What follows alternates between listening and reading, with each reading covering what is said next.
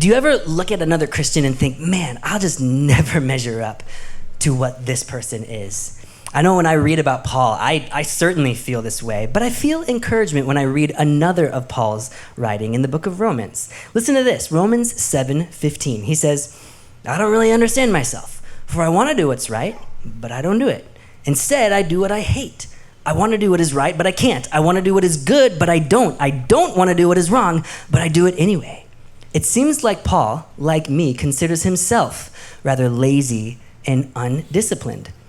So if even Paul struggles with self-discipline, how did he find the motivation to work 2 jobs in order to reach the Corinthian people?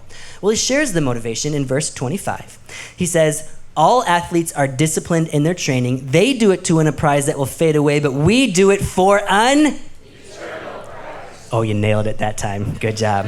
It's going to be a good service. But what is this eternal prize? Well, Paul gives us an answer, and it's a rather odd answer, in my opinion, in verse 18 of our chapter today. He says, what then is my pay? It is the opportunity to preach the good news without charging anyone.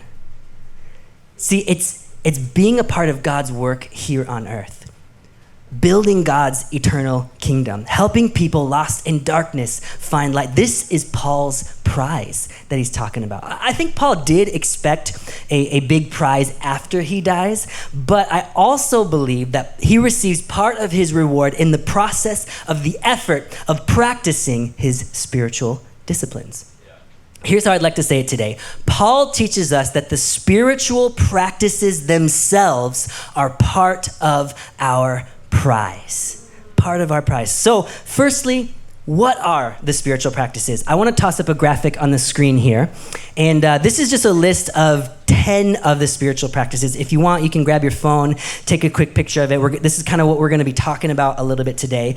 These practices, these disciplines are what we believe Jesus taught us to do as apprentices of the words and ways of Jesus. These practices are not a means to an end. They are, in and of themselves, an absolute pleasure.